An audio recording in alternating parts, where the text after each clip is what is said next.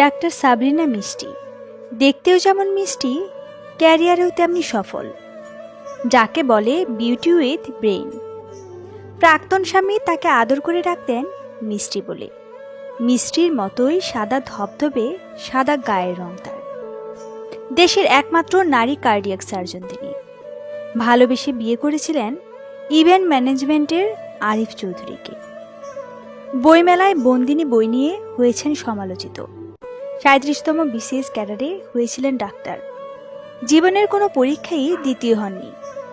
এত সফল ক্যারিয়ার যার, তার জীবনেও রয়েছে অনেক কষ্ট আর না বলা কথা। ছোটবেলার কোনো মধুর স্মৃতি নেই তার। 2 বোনের মধ্যে সবার বড় তিনি। তার বাবাও ছিলেন একজন প্রশাসন ক্যাডার। পড়াশোনার মধ্যে আবদ্ধ ছিল ছোটবেলার জীবন। বাবা মা তাকে মানুষ করেছেন কড়া শাসনে। স্কুল কলেজে ভালো ফলাফল করার সুবাদে প্রচণ্ড মেধাবী সাবরিনা ভর্তি হয়েছিলেন সলিমুল্লাহ মেডিকেলে। মেডিকেলের প্রথম বর্ষে পড়ার সময়ই পারিবারিকভাবে বিয়ে হয়েছিল বুয়েটে পড়ুয়া এক বিসিএস ক্যাডারের সঙ্গে। দুর্ভাগ্য, সে বিয়েও তার টেকেনি। ক্যারিয়ারে এতটাই মগ্ন ছিলেন, সংসার করার কথা ভাবতেই পারেননি। ক্যারিয়ারের সফলতার এক পর্যায়ে এসে ভাবেন তার প্রথম বিয়েটাই হয়তো তার জীবনে ভালো ছিল। আর দ্বিতীয় স্বামীর সঙ্গে প্রফেশনাল বৈষম্যের কারণেই কিনা বনিবনা হতো না। তবুও সাবরিনা ফেসবুকে তাদের সুন্দর সুন্দর কাপল ছবি দিয়ে বোঝানোর চেষ্টা করতেন তারা অনেক ভালো আছেন। দ্বিতীয় বিয়েটা মা বাবার অমতেই করেছিলেন। এর ফলও অবশ্য পেয়েছেন।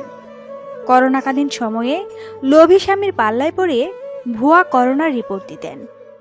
দিন যেতে না যেতেই স্বামীর অপরাধ প্রকাশ পায় গণমাধ্যমে। এ সময়টাই হয়তো ডাক্তার সাবরিনার জীবনের সেরা শিক্ষা। মানুষ চিনতে পেরেছেন, কাছের বন্ধুদের চিনতে পেরেছেন, সমাজের ভয়াবহতা চিনতে পেরেছেন।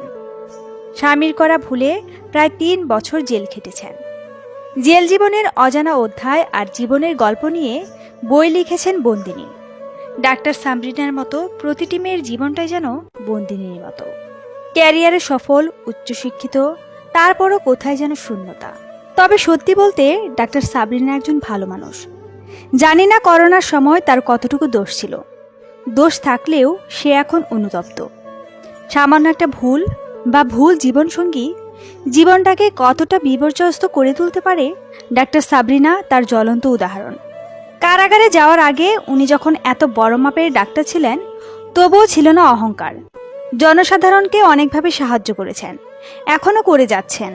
বাংলাদেশে কিন্তু সাবরিনাই একমাত্র অপরাধী নন। তার চেয়ে বহু ডেঞ্জারাস অপরাধী আমাদের চোখের সামনে ঘুরে বেড়াচ্ছে। অন্যায়ের বিরুদ্ধে প্রতিবাদ করুন, ঠিক আছে, কিন্তু সাবরিনা অতীতে ভুল করেছেন, তার শাস্তিও তিনি পেয়েছেন। সাবরিনা যদি এক কৃতকর্মের জন্য আল্লাহর কাছে কেঁদে কেটে ক্ষমা চান, তাহলে কারো অসুবিধা হবার কথা নয়। তিনি সুশিক্ষিতা, সুস্থভাবে বাঁচার অধিকার তার নিশ্চয়ই আছে। আর সাবরিনার বই যদি লেখার যোগ্যতা না থাকতো, তবে তার বইয়ের দ্বিতীয় মুদ্রণ নিশ্চয়ই হতো না।